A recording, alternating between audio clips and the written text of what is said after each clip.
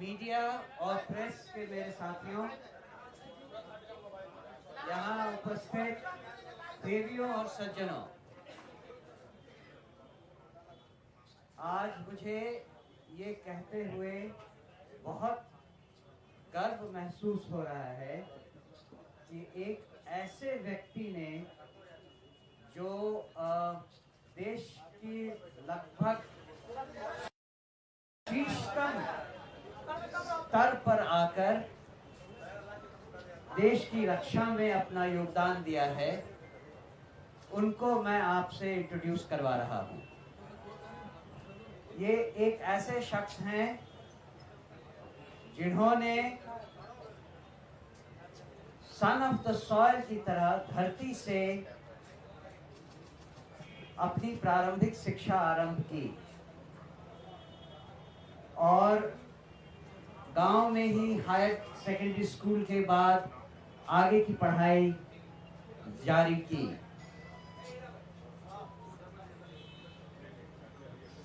मुझे उनका धन्यवाद करना चाहिए जन स्वराज पार्टी की तरफ से कि आज lieutenant general S K. Singh, Shri Krishna Singh आज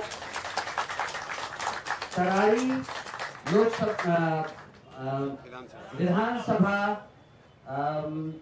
कॉन्स्टिट्यूएंसी के लिए जन स्वराज पार्टी का उम्मीदवार बनने को तैयार हुए हैं। देश के लिए आर्म फोर्सेस से ज्यादा कमिटेड और कोई नजर नहीं आता और लेफ्टिनेंट जनरल एस.के. सिंह ने as vice chief of arm staff of Indian army के पद से होते हुए अपना कार्यभार समाप्त किया था। हमें इस बात से बेहद खुशी है कि उन्होंने तरारी कॉन्स्टिट्यूएंसी को रिप्रेजेंट करना स्वीकार किया है। मैं उनसे रिक्वेस्ट करूंगा कि वो दो शब्द अपने बारे में कहें। Lieutenant general S K. सिंह। थोड़ा नजदीक प्रिय थोड़ा नजदीक प्रेस के भाइयों और बहनों, कुछ दिन पहले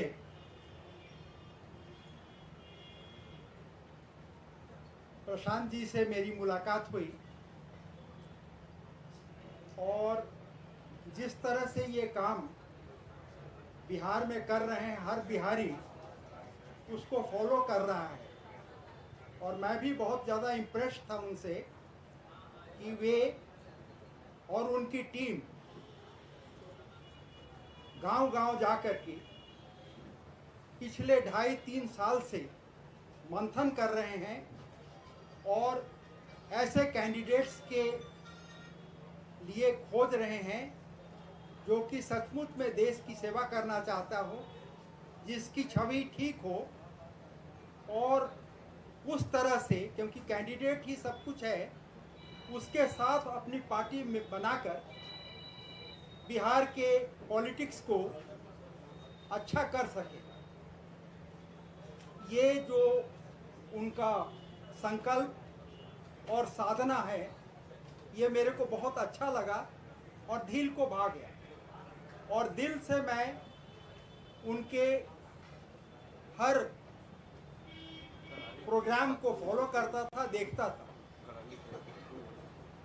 लेकिन देखिए, ये भाग्य की बस होता है कि तरारी विधानसभा की सीट खाली हुई, उसी में मेरा गांव है और मेरी बहुत जो है यादें उसके साथ लगी हुई हैं। मैं गांव के साथ लगा रहा हूं हमेशा, आप हमारे गांव से पूछिएगा। शुरू में मेरी परवरिश एक साधारण परिवार में, किसान के परिवार में, मेरे पिताजी किसान थे। वहाँ पर मैंने प्राइमरी स्कूल किया और हाई स्कूल सुरपुरा में गए जहाँ मेरे चाचा जी टीचर थे। वहाँ से मेरा सिलेक्शन हो गया राष्ट्रीय इंडियन मिलिट्री कॉलेज देहरादून के लिए। बिहार से एक ही सीट होता था। हम तो ट्रेन वगैरह कहीं नहीं बैठे थे, सीधे सुरपुरा से पहुंच गए देहरादून। उसके बाद में फौज का कैरियर चलता रहा। एनडीए किए, आईएमए में थे, टॉप ब्रैकेट में थे। तो मेरे से पूछा गया कि आप क्या ज्वाइन करना चाहते हैं। उस समय मैं बहुत प्रभावित था फील्ड मार्शल मानेकशॉ से, तो मैंने फील्ड मार्शल मानेकशॉ की रेजिमेंट 8 गोरखा राइफल्स ज्वाइन की और as a second lieutenant Delhi में जब मैं पोस्ट हुआ तो उनसे मिलने का मौका मिला। वो मेरे आइडियल बने रहे। और आगे की कहानी कहने से पहले मैं बता देता चाहता हूँ कि जब वो 2008 में उनका देहांत हुआ तो मैं उनके साथ था 4 दिन। और वो हमारे रेजिमेंट के पहले कर्नल ऑफ द रेजिमेंट होते हैं। कर्नल फादर फिगर होता है और मैं 8वां कर्नल ऑफ द रेजिमेंट था जिनके हाथों में उन्होंने दम तोड़ा। तो मेरा लगाव उनके साथ हमेशा लगा रहा। फिर उसी बटालियन को मैंने कमांड किया।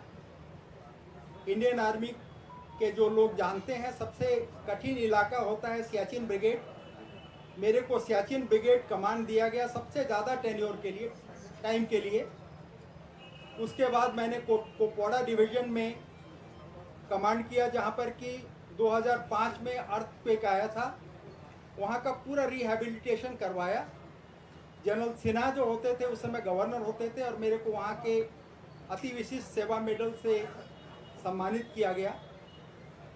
उसके बाद में मैं उसी रैंक में पूना गया सदर्न कमांड में, जहाँ पर कि मिलिट्री वर्ल्ड गेम्स किया जा रहा था पहली बार। उसका पूरा संचालन मेरे हाथों में था और बहुत अच्छा प्रेज हुआ। उसके बाद में मैंने लेह का, जो कि हमारे इंडियन आर्मी का सबसे कठिन और सबसे बड़ा कोर है, उसका कमांड दिया गया। उस समय चाइनीज़ का जो बिल्डअप हो रहा था उसके लिए पूरा आर्मर्ड रेजिमेंट्स और टैंक्स उस समय मेरे को, मैं अपना श्रेय ले सकता हूं कि मैंने उसको इंडक्ट कराया। वहीं पर वो जो बॉर्डर के जो बना हुआ डिफेंसेस और इंफ्रास्ट्रक्चर बन रहे हैं वो उस समय स्टार्ट किया गया, जबकि अब बहुत अच्छे क्वालिटी के हो गए। उसके बाद मैं आर्मी कमांडर बन करके जयपुर में गया। जयपुर में 1 साल काटने के बाद में मेरे को दिल्ली में वाइस चीफ के तौर पर बुला लिया गया। वाइस चीफ के तौर पर जब मैं था तो उस समय उत्तराखंड का जो त्रासदी हुई थी उसका पूरा ऑपरेशनल कंट्रोल मैं ऑप्स रूम से किया। और उसके बाद जब मैं रिटायर किया 2013 के अंत में, एक दिन भी गैप नहीं था मेरे लिए। 4 साल के लिए मेरे को आर्म फोर्सेस ट्रिब्यूनल में एडमिनिस्ट्रेटिव मेंबर के तौर पर वहां पर नियुक्ति किया गया। अब जब मेरा पूरा 41 साल फौज की नौकरी, 4 साल जज की नौकरी, ये सब पूरा होने के बाद जब मैंने पीछे देखा तो मैंने कहा कि अपना मैंने फर्स्ट इनिंग्स जितना हो सकता था देश की सेवा में लगा दिया। अब सेकेंड इनिंग्स में मेरे को अपने गांव की तरफ जाना है। तो मेरा जब प्रशांत जी ने ये प्रपोजल दिया तो मेरे को लगा कि अब मैं इसी के लिए देख रहा हूँ कि जो बचा खुचा समय है वो वापस अपने समाज को देने में बिताऊं। तो जब मैंने अपने गांव से पूछा तो गांव में बहुत उत्साहित हुए लोग, सब लेडीज वगैरह, पूरा घर भर गया। सबका यही था कि बबुआ तू जा, हमनी के लाइफ अच्छा करो। ये जो है ये दिल को छूने वाली बात है। एक हमारे कर्नल साहब थे राजेश सिंह, तो उन्होंने मेरे को फ़ोन किया कि सर हम आपके गांव गए थे और उससे पीरों में पूछ रहे थे कि करज गांव जाने का रास्ता कौन सा है। तो उस लड़के ने बोला, अच्छा आप जनरल साहब के गांव जाना चाहते हैं? दिल्ली नोएडा जहां मैं ये था वहां कोई नहीं जानता मेरे को, लेकिन यहाँ अभी भी मेरे को लोग उतनी प्यार और इज्जत से याद करते हैं। अभी मेरा समय है कि उस प्यार और इज्जत को वापस करूं। बच्चे मेरे सेटल हो गए हैं, वाइफ नहीं है, तो अब मैं अपना समय सेवा में उस समाज को देना चाहता हूं जिन्होंने मेरे को इस लायक बनाया। For me, brothers and sisters of press, it is a time to pay back to the society which has made me what it is, and to ensure the growth of Bihar on the models and on the dreams of Prashant Ji and Jan Suraj. And let us bring a very clean and healthy politics so that our country and our state and our district and villages do as well. Jai Bihar, Jai Hind. एक सवाल है आपसे, अग्निवीर के बारे में आपका क्या कहना है? जी, अग्निवीर के बारे में क्या कहना है? देखिए अग्निवीर लेटेस्ट आया हुआ है। मैं भी आपकी तरह जो है सिर्फ अपना विचार दे सकता हूं, हम भी इंडिविजुअल विचार है। अब पॉलिसी के रूप में किस तरह से क्या हुआ मेरे को उसकी जानकारी नहीं है, लेकिन पर्सनली मैं अपने पुराने विचार का आदमी हूं और मैं सोचता हूं कि मैं खुश नहीं हूं उस डिसीजन से। इसलिए नहीं खुश हूं, 2-3 कारण बता देता हूं। हमारे सिपाही के लिए हमारा रेजिमेंट एक परिवार होता है, जहां वो 17 साल 20 साल जैसे बन जाता 25 साल 30 साल तक काम करता है। उसके बाद में जब भी होता है वो समय का जो भी परिवार का हेड होता है उसको लिखता है कि सर मैं यहाँ हूँ, ये हूँ, वो रेजिमेंट उसका देखभाल करता है। अब जहाँ 20 साल इतने की जो 17 साल की जो नौकरी में जो एफिलिएशन होता है उसको हमारे टर्म में रेजिमेंटेशन कहते हैं। तो 4 साल का अग्निवीर जो जिसको पेंशन नहीं मिल रहा है उसकी लगाव उस परिवार के साथ कैसा होगा, वो कम होगा। वही हम लोगों का सबसे ज़्यादा स्ट्रॉन्ग पॉइंट था। गलवान की लड़ाई में चाइनीज जो हैं जिसका मॉडल हम फॉलो कर रहे हैं वो टूर ऑफ ड्यूटी का मॉडल 4 करते, जो कि हम आपको ये करते हैं। उनका जो फाइटिंग कैपेबिलिटी था वो हमारे सैनिकों के सामने कुछ नहीं था। उनके पास टेक्निकल चीज़ें थी, वेपन्स थे, बट जिस जज्बे के साथ हमारे ट्रुप्स लड़ते हैं, जब सीओ साहब का ये उनके ऊपर प्रहार हुआ, पूरा रेजिमेंट बौखला गया। बिहार रेजिमेंट थी कि सर आपने हमारे सीओ साहब को मार दिया। वो आप खुद सोचिए कि 4 साल में वो कनेक्टिविटी आ पाएगी, रेजिमेंटेशन आ पाएगा। दूसरा, और कोई टेक्निकल ट्रेनिंग जो है उसमें टाइम लगता है। एक सिविलियन से एक सिपाही को बनाने के लिए 1.5 साल के करीब 2 साल के करीब लगता है। उसके बाद अगर वो आर्मर्ड कोर में गया है तो उसको टैंक का ड्राइवर बनना है, टैंक का गनर बनना है, टैंक का लोडर बनना है। हर चीज़ में टाइम लगता है। जब तक वो परफेक्ट होता है अपनी ट्रेनिंग 4-5 साल करने के बाद उसको जाने का टाइम आ जाता है। तो हमारे लिए भी अच्छा नहीं है और ये के लिए भी। देखिए ऐसा है, कोई भी नया चीज़ आता है तो उसमें कमियां और स्ट्रेंथ होती हैं। उनके स्ट्रेंथ होगा तभी उन्होंने लागू किया है, लेकिन मेरे विचार से इसको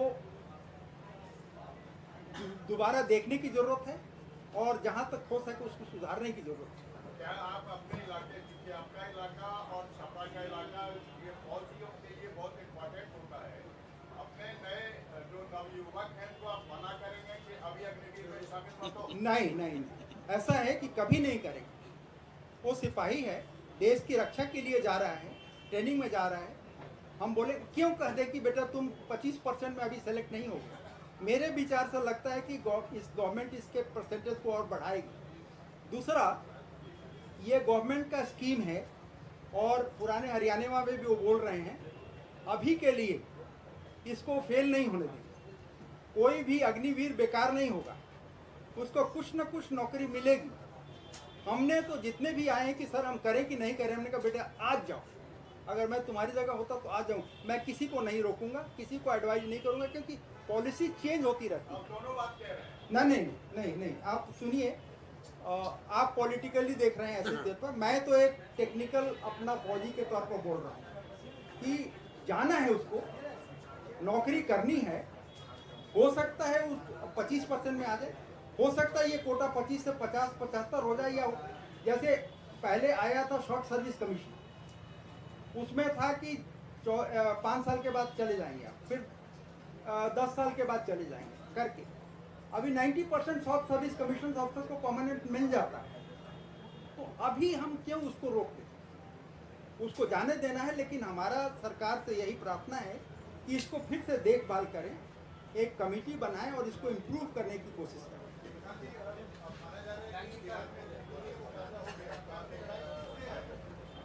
सबसे पहले तो आप सभी मित्रों का धन्यवाद, आप लोग इतनी गर्मी में इतनी बड़ी संख्या में आए हैं। मैं लेफ्टिनेंट जनरल एसके सिंह का, माननीय अध्यक्ष भारती जी का और सभी साथियों का यहाँ अपनी ओर से भी अभिनंदन कर रहा हूँ। और आपको बस इतना ही कहूँगा कि जो बात जन सुराज में हमने बिहार के गांव-गांव की जनता को मैंने आश्वस्त किया है, ये उसका आज पहला उदाहरण आपके सामने पेश कर रहे हैं। जो मैंने ये बात बताई है, इसी बिहार की मिट्टी से, इसी बिहार के गांव-गांव को मत के ऐसे लोगों को चुनकर निकालेंगे जो हर व्यक्ति प्रशांत किशोर से ज्यादा काबिल हो, प्रशांत किशोर से ज्यादा बेहतर हो। इसी मिट्टी से, उसी करत गांव से, तरारी से, आप सब यहाँ पत्रकार बंधु हैं, तरारी की पहचान क्या है? बालू माफिया, भूमि माफिया, वो जातीय हिंसा का केंद्र रहा है। उसी तरारी के गांव से, करत से निकले हुए हमारे इसके सिंह साहब भी हैं, वो भी बिहार के लाल हैं। और ये जनसुराज की पहचान है और ये बिहार की पहचान बने, ये उसका अभियान है। और हमने पिछले प्रेस वार्ता में आपको कहा था कि जब भी कोई निर्णय हम लोग लें तो आप लोग उसका पूरा स्क्रूटनी कीजिए कि जो प्रशांत किशोर ने, जनसुराज के साथियों ने कहा, उस पर वो कायम है कि नहीं है।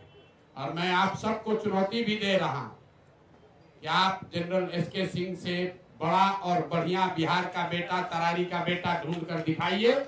हम बिल्कुल मानने के लिए आप अपनी गलती मान लेंगे। इस उम्र में भोजपुर की पहचान क्या है? लोग कहते हैं बाबू कुंवर सिंह 81 साल के उम्र में अंग्रेजों से लड़े थे।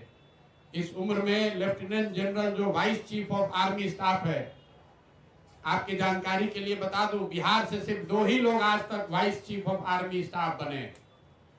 एक एसके सिन्हा साहब थे और एक दूसरे लेफ्टिनेंट जनरल एसके सिंह साहब। इस साधारण अचीवमेंट नहीं है बिहार के बच्चे के लिए। गांव से निकला हुआ लड़का वहां पहुंच गया और ये अचीवमेंट बड़ी गौरव की बात तो है। लेकिन उससे गौरव की बात यह है कि इस उम्र में सारा सुख सुविधा छोड़कर, जैसा जनरल साहब ने बताया, इनकी पत्नी नहीं है, 2 बच्चे यूनाइटेड स्टेट्स में रहते हैं, दिल्ली में अच्छी जिंदगी चल रही है, जीवन भर के लिए सारी सुविधा मिली हुई है, वो सब छोड़कर वापस तरारी में आकर चुनाव लड़ना, ये दिखाता है कि बिहार के लोगों में अपनी मिट्टी को सुधारने का जज्बा अभी दबा है, खत्म नहीं हुआ।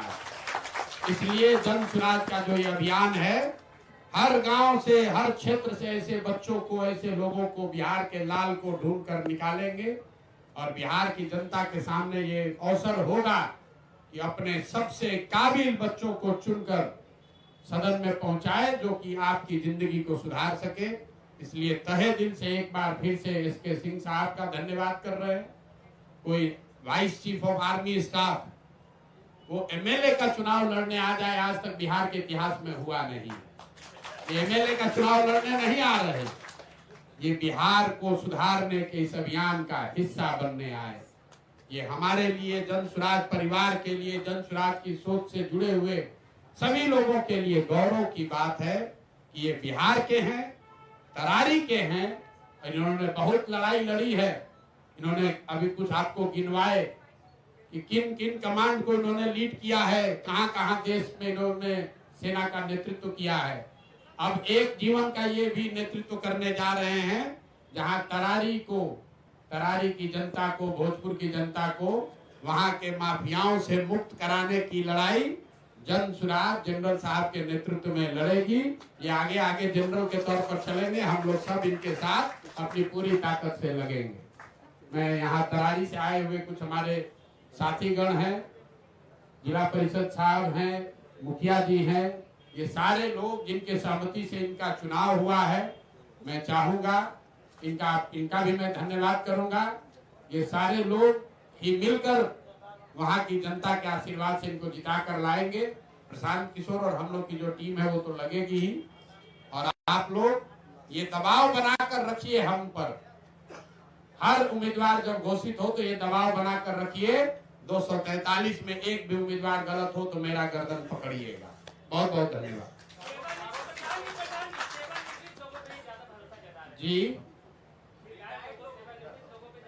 अब आप बताइए कि जिसने जीवन में प्रमाणिक, जिसका जीवन खरा सोना है, तपा तपाया खरा सोना, उसको चुने, ताकि नया नया अभी जो गोल्ड बन रहा है उसको चुने। आप खरा सोना चाहते हैं, जो तपा तपाया है जीवन के हर परिस्थिति में। आप काहे चिंता कर रहे हैं? आप युवाओं की चिंता में आप काहे घबराए जा रहे हैं? हमसे युवा कौन है यहाँ? हम आपको युवा दिख रहे हैं कि बुजुर्ग? हम बीच में है ना। तो अभी कई गो सीट अनाउंस हुआ, पहला सीट है, कई गो बाकी है। क्या है रोल गोल अभी बताते हैं आपको। 242 सीट बाकी है। आप लोग को घबराहट बहुत है। 2020 कवर करते करते आप लोग को आदत हो गया। अभी जितने उपचुनाव में जितने कैंडिडेट खड़े होंगे, उसमें जनरल एसके सिंह से बड़ा प्रोफाइल का, बढ़िया प्रोफाइल का कोई दिखे तो हमको जरूर बताइएगा। वो दूसरे दल का भी होगा तो उसको समर्थन हम करेंगे। बिल्कुल, चारों के चारों होंगे। आज पहली बानगी शुरुआत की है और आगे 3 की घोषणा भी अगले 2-3 दिन में करेंगे। अरे भाई, समीकरण एक ही है, बिहार को सुधारने का समीकरण। गठबंधन एक ही है, बिहार की जनता के साथ गठबंधन। संकल्प एक ही है कि बिहार का हर वो व्यक्ति जिसके मन में बिहार को सुधारने का जज्बा है, जिसमें काबिलियत है, हुनर है, उस आदमी को लाकर वापस जन स्वराज की व्यवस्था से जोड़कर बिहार को सुधारने का संकल्प है। उसको एक कदम भी आगे पीछे नहीं होने देंगे।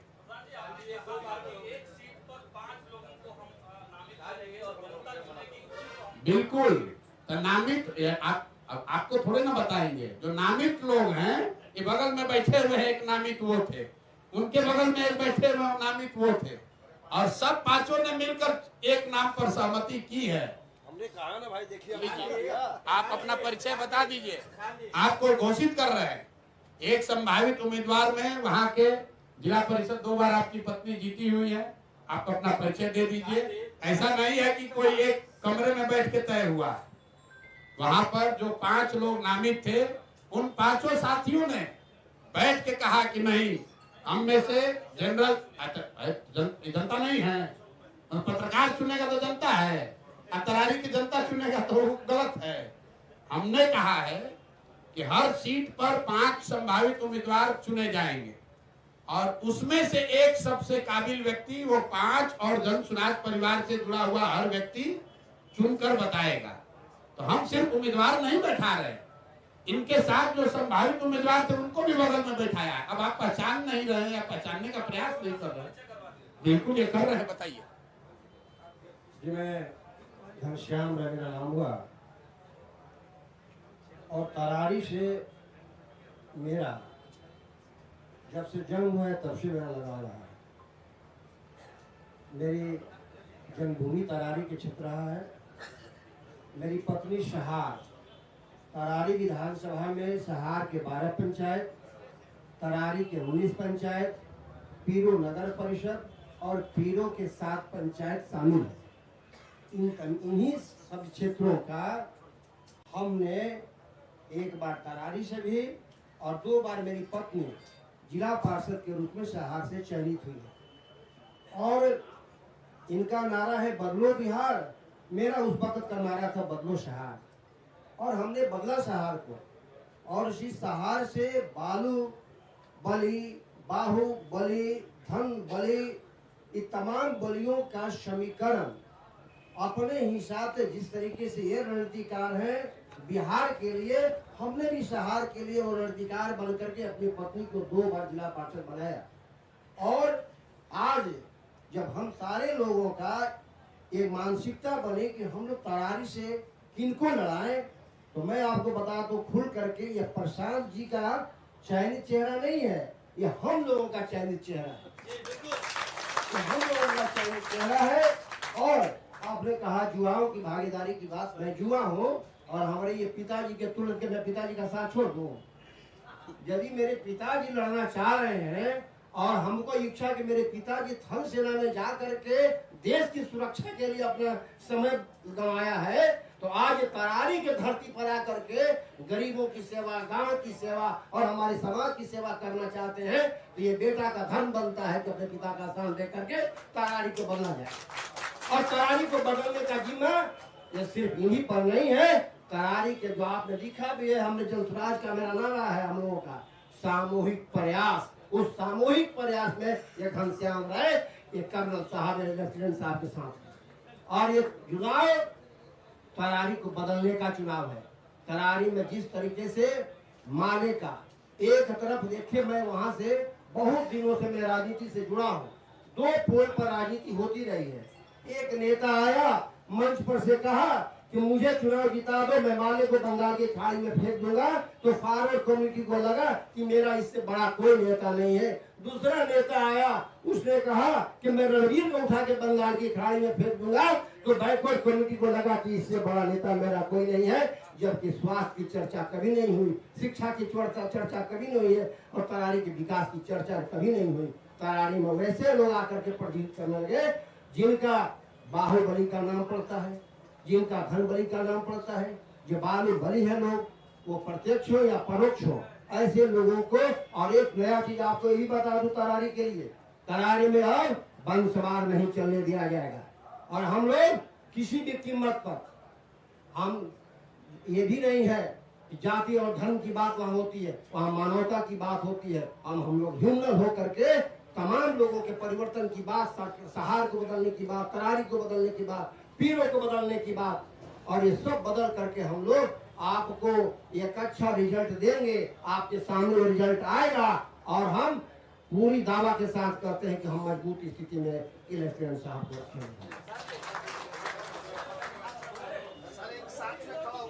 चलिए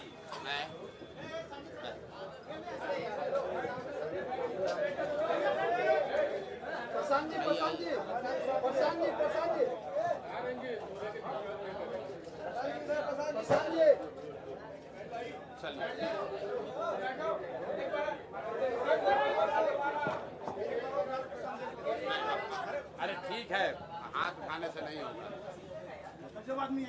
आइए आइए। बाकी टीम कब होगा अनाउंसमेंट? अरे धीरे धीरे खाइए, इतने कीजिए ना जो पचे। एक ही बार ज्यादा दे देंगे डोज तो पचेगा नहीं ना।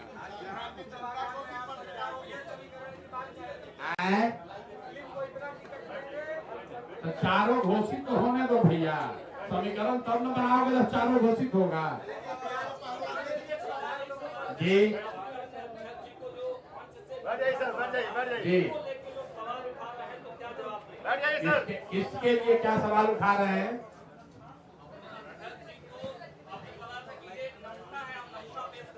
नमूना जो है ये भोजपुरी का वर्ड है।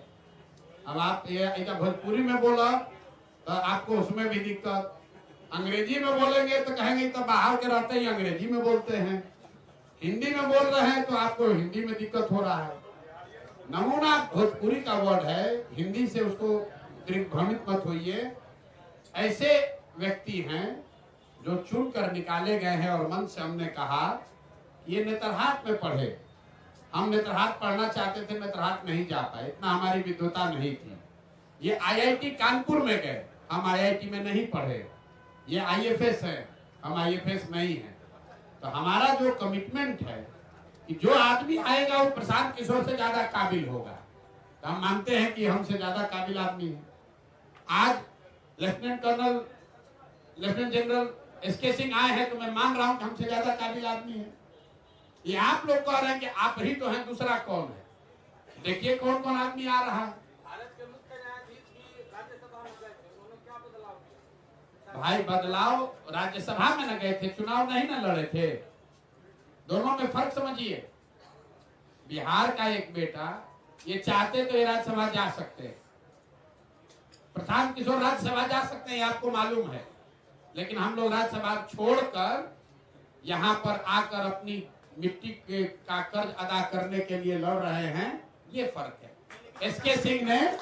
एसके सिंह साहब ने कोई सरकारी पद लेकर अपना जीवन बिता सकते थे, जरूरत क्या है, एक बार आप बन गए तो सारी सुविधा उसको मिलती है। उसको छोड़कर करत में आकर तरारी और पियरों का लड़ाई लड़ना, ये कहना आसान है, इतना करना आसान नहीं है। आप मुझे बताइए कि बिहार के स्वतंत्र बिहार के इतिहास में कौन आज तक कोई आर्मी जनरल जो वाइस चीफ रहा हो वो कहीं विधानसभा के चुनाव में आकर चुनाव लड़ा हो? आप हमको बताइए। कोई लोकसभा लड़ा हो बताइए। मनोनीत पद लेना एक बात है और आकर जनता के लिए संघर्ष करना, उसके बीच में खड़ा होना अलग बात है। इसलिए इनका सम्मान। और आप लोग से अनुरोध करेंगे, सुनिए, हम 2-2.5 बरस जब हम गांव चले हैं, ये जो आप लोगों ने परिपाटी बना ली है, कोई अच्छा आदमी खड़ा होता है तो आप लोग कहते हैं बिहार में ना चलेंगे। तो मेरे भाई आप ध्यान रखिए, एक अच्छे आदमी का आप मनोबल जब तोड़ते हैं, 100 अच्छा आदमी जो आकर कल बिहार सुधार सकता है उसका मनोबल टूटता है। तो ये आपकी भी जिम्मेवारी है, पत्रकारिता कीजिए, सवाल पूछिए, लेकिन आप भी बिहार के हैं। अगर कोई आदमी अपना सब कुछ छोड़कर, प्रशांत किशोर की बात छोड़िए, अगर सब कुछ छोड़कर 70 साल की उम्र में आकर तरारी सुधारने का कोई प्रयास कर रहे हैं तो जज्बे को सलाम कीजिए। आपका भी बिहार है और आपके बच्चों को भी बिहार में ही रहना है। लेकिन बिहार में स्थापित पार्टियों के तिलिस्म को कैसे तोड़ेंगे? अभी तो आप टूट रहा है कि नहीं टूट रहा है तो इतना तिलिस्म, इतना कैमरा दिख क्यों रहा है? तो बिल्कुल, तो भाई 23 तारीख तक इंतजार करो लो भाई, काहे घबरा रहे हो? हमने आपको कहा है कि 25 तक आपको बहुत व्याकुलता है, 25 में क्या होगा, 25 में क्या होगा, तो चलो 24 में सेटल कर लेते हैं। 23 नवंबर को पता चल जाएगा कि किसका वोट कटा, किसका बटा, कौन आगे गया, कौन पीछे हुआ। 23 को हम फिर यही रहेंगे। आप हमको घेर लीजिएगा कि प्रशांत किशोर आपको नहीं बुझाया, देखिए आप हार गए। और सैंपल आप ठीक कह रहे हैं, फिर कहेंगे तो कहेंगे नमूना कह रहे हैं। आप देखिए सैंपल, लोग कहेगा कि लेफ्टिनेंट जनरल को सैंपल कह दिया। ये जन स्वराज का एक व्यक्ति दिखा रहा है कि आने वाले समय में जन स्वराज से कैसे लोग चुनाव लड़ेंगे, ये उसकी बानगी है। अरे मुख्य चुनौती बस आपकी हमारी मानसिकता है कि बिहार नहीं सुधर सकता है, इसको चुनौती मानते हैं। जिस दिन वो मानसिकता से निकल गए, आप सब चाहते हैं कि ऐसा आदमी जीत कर आए, लेकिन आपकी मुख्य चुनौती है कि आपको लग रहा है कि ना जीतना तो चाहिए, आदमी तो बढ़िया है, जीतेगा तब ना। उस मानसिकता से लड़ाई है। जिस दिन आप उस मानसिकता से निकल गए, बिहार से ज्यादा काबिल लोगों की कोई जमीन नहीं है इस देश में, और आपको जन स्वराज में करके दिखाएंगे। अब बहुत हो गया, अब कुछ सवाल रखिए आप लोग अगले। हरियाणा और जम्मू कश्मीर के नतीजे आए, बीजेपी एक पोल में पीछे थी, फिर भी हरियाणा में जीत दर्ज हुई। महाराष्ट्र और झारखंड में भी चुनाव है, क्या भविष्य बीजेपी का देख रहे हैं? हम भविष्य बीजेपी का अंधकार में देख रहे हैं। बिहार में बीजेपी का भविष्य अंधकारमय है। देखिए तरारी से देखिए क्यों अंधकार में है। साहब आर्मी में रहे, ऐसा तो है नहीं कि जन सुराज तो बहुत छोटा प्रयास 2 साल से हम लोग शुरू किए हैं। भाजपा जैसे दलों के पास, राजद के पास, सुशासन की बात करने वाले जदयू के पास ये मौका था कि करण के इस लाल को आगे बढ़ाते, वहां से चुनाव लड़ाते, लेकिन भाजपा किसको चुना है? किसको चुना है भाजपा भाई? किसका नाम बताइए जरा जोर से। नाम अनाउंसमेंट नहीं हुआ है? नहीं आप लोगों को मालूम है कौन लड़ेगा चुनाव? तो जैसा जैसा चुना है वैसा भरेगा। तो आप ऐसा है, हम भाजपा का हम थोड़े टिकट जारी करते हैं भाई। वहां से कौन लड़ता रहा है वो आपको मालूम है। उन लोगों को देख लीजिए और जन सुराज जिसको लड़ा रहा है उसको देख लीजिए। जीत हाथ छोड़िए। जन सुराज जिसको तरारी से लड़ा रहा है और भाजपा जिसको लड़ा रही है, लड़ाने की चर्चा कर रही है, दोनों का भविष्य, दोनों में जो अंतर है वही जन सुराज के उजाले और भाजपा के अंधियारे में फर्क है।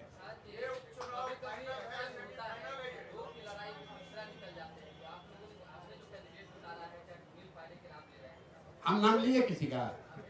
आपको मालूम है कौन भाजपा से लड़ेगा?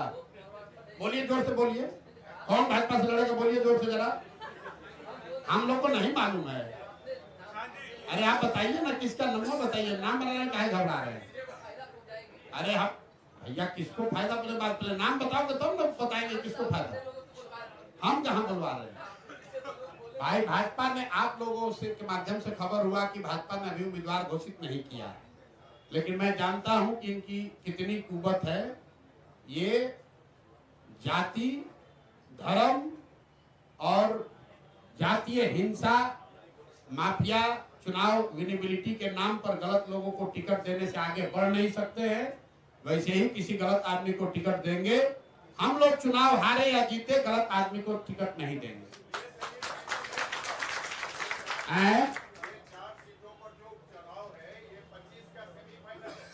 भैया 23 तारीख को रिजल्ट आएगा। यही सेमीफाइनल है, यही फाइनल है। जो लोग हारे तो कहानी उनका गया।